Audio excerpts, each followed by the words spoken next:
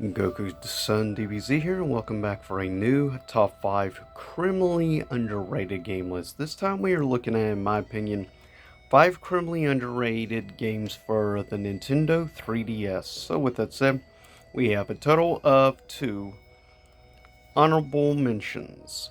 First of which, Spirit Camera, which is basically a side game that takes place part of the Fatal Frame series.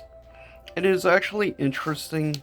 Now, one unfortunate thing is this game will not work unless you have the actual booklet, as it says here, AR book included. It will not work with that, but even so, I do think it's a interesting enough experience that you basically look around your own, like wherever you live, and then ghosts will pop up. And you have to take a picture, obviously, to damage them based on a ancient or superstition in Japan when cameras first came out, as they believed that if you took a picture of someone, a camera would steal your soul.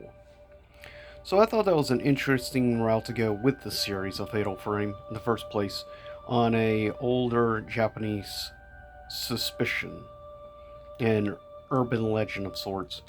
But overall, I think it's interesting and I do think it's somewhat criminally underrated, as is an interesting experience, and there's not a huge amount of horror games for the Nintendo 3DS. One of the few, and I think it's decent for what it is, honestly. Next up, I know a certain YouTuber will disagree with me on the second honorable mention of criminally underrated games, and that being Scott Wozniak, also known as Scott the Woz, because he considers this part of a set of 3 games that are the dark age of Nintendo, as he calls it. And yes, I own all 3 of those games.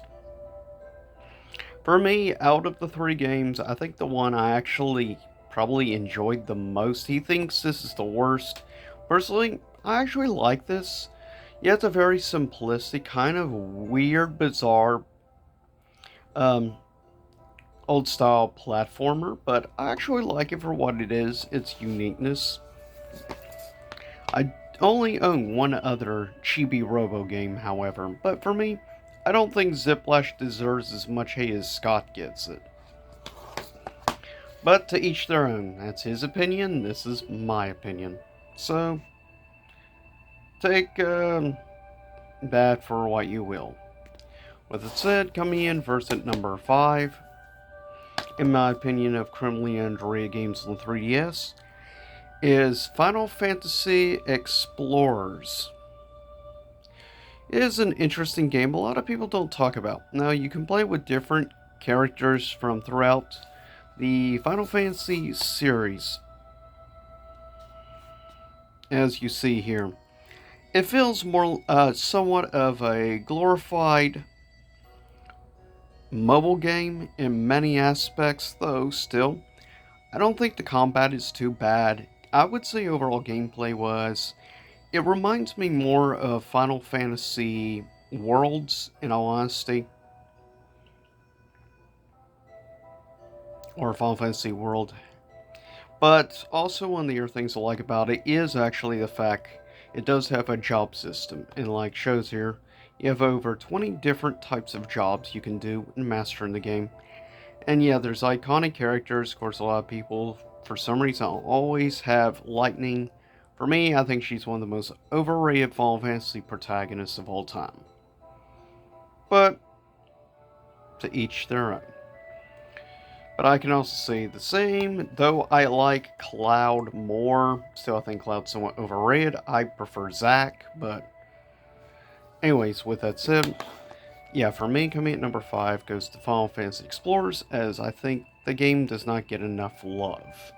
And I actually think it's a decent RPG experience on the 3DS.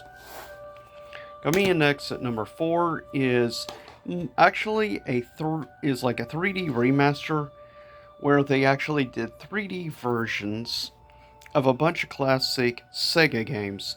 And yeah, for me, at number 4 of criminally underrated, releases on the 3DS goes to Sega 3D Classics Collection, which I think is absolutely a blast to play. You have a lot of classic remakes in here, like, for instance, Power Drift. You have also Puyo Puyo 2, you have Sonic the Hedgehog, you have Altered Beasts, Thunderblade, and many others.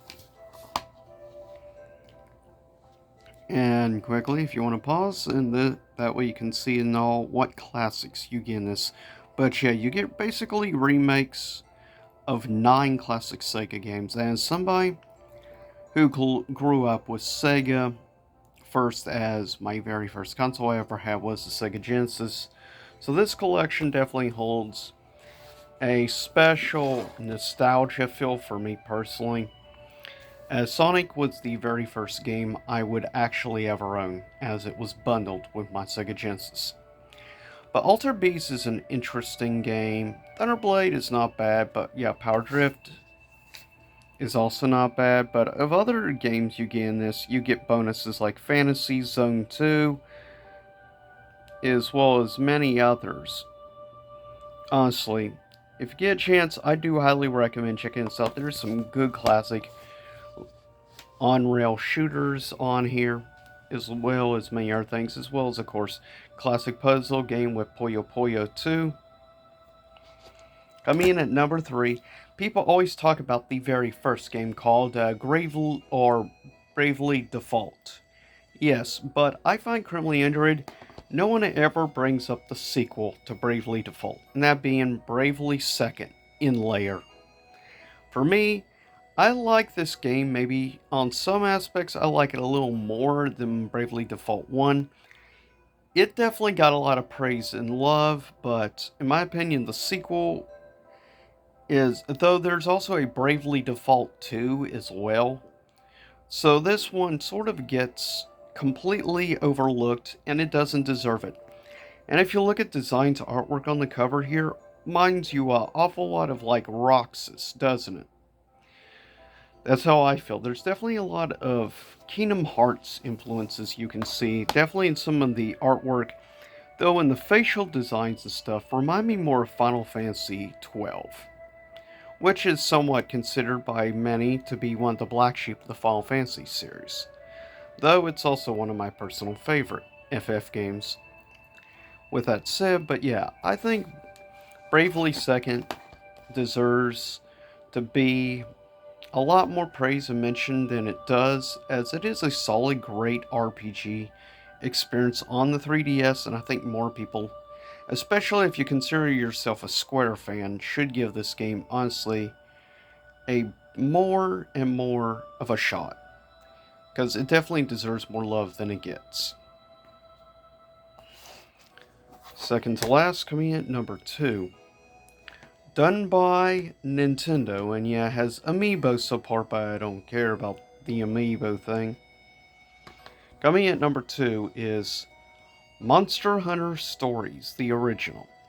As this game got amazingly overlooked, yet, funny enough, Monster Hunter Stories 2 has gotten quite a bit of talk about, and now Monster Hunter Stories 1 is getting mentioned more now that it's gone a remaster re-release, but however, people are still forgetting all about the actual original version of Monster Hunter Stories on the exclusively originally for just the 3DS. This was one of the reasons, in my opinion, to own a 3DS in the first place, was for this game. As I am a fan of Monster Hunter to an extent, and I do own like 4 Monster Hunter games, my personal favorite traditional Monster Hunter is probably, I would say, the one Monster Hunter, I would say Ultimate 3 on the Wii U is my personal favorite traditional, but I do like this. If you like Monster Hunter, but you also like the formula elements of like Pokemon, here you go. This is basically Monster Hunter fused with Pokemon. Done by, of course, Capcom. Arguably, I'm a little biased also, since this is Capcom published, and, well, Capcom is my favorite publisher of all time, arguably. But there's many criminally underrated games over the years that have been done by Capcom that have gone so overlooked it doesn't deserve it. In my opinion, the original release of Monster Hunter Stories 1 is one of those games that deserves much more love than it gets. Unfortunately, on average, this game on the 3DS tends to trend for about around $60. So yeah, and sometimes even more. It can trend anywhere from about $55 to $70 range, so it is a bit pricier, unfortunately. Now, I picked up a little while ago before the price started going back up, thank goodness. But this is seriously good, and it actually has a pretty decent single player story. And yeah, that's the other thing about Monster Hunter Stories, is the fact that it actually has a single player story, a real story mode and stuff in it, unlike most of the other Monster Hunter games, which are more about roaming around, fighting, like facing different like boss fights and stuff, where this was more of a single player story driven game. And maybe that's why I like this more. I like single player story games. Number one, arguably in my opinion, this is the easily the best fighting game that was released. There wasn't a huge amount, but to me this is by a landslide the best, and yet hardly anybody ever talks about this. And for me, coming in at number one, criminally underrated 3DS game, at least of games I have personally played, Dead or Alive Dimensions is number one in my book, because it actually does a good job creating like a actual story mode, connecting elements mostly through like freeze frames and stuff with panels and stuff with the story mode, as it does have its limitations being on a handheld, to keep in mind. But I think it actually ties up the story, and it connects all the stories you get to play through this story mode, and it connects everything from Dead or Alive 1 through Dead or Alive 4 perfectly. And it connects all four games, and heck, you can even unlock and play with all the bosses from Dead or Alive 1, 2, 3, and 4. You can play with Omega, the crazy guy from the crazy Oni guy from, of course, DOA 2. You have, of course, also you can actually play, this will be the first time you could play with Alpha 152, the main boss basically of Dead or Alive 4 and Dead or Alive 5, which is cool. And then Dead or Alive 6 went back to the very first boss, strangely enough. But yeah, you can basically unlock and play with all of the games, or rather all the characters from throughout the series. Yeah, as you see, it mentions like 25 characters. It even has a special stage exclusively only in this game, and it's a stage from Metroid Prime, and even has Ridley involved in the background. So if you knock the character off the stage platform on that stage, Ridley comes and attacks you if you get knocked off, which is cool. An interactive Metroid Prime stage. But yeah, like I say, it is exclusive only to this game, since this is a Nintendo only Dead or Alive game. But for me, this is in my top 3 favorite DOA games of all time, and is arguably one of the best, frankly, I think, handheld fighters ever released of all time. If you ever get a chance to try out Dead or Alive Dimensions, definitely try it. It is amazing. The music is always great. I like some of the new special stages that are exclusive only in this game. But with that said, that is my opinion of 5 of the most criminally underrated games for the Nintendo 3DS. Leave a comment below and give me your thoughts on what your opinion is on criminally underrated games, and what is a future one you would like me to do of a top 5 criminally underrated list. But leave comments below and give me your thoughts. With that said, I'll see y'all next time, and stay safe out there in YouTube land and in the regular world.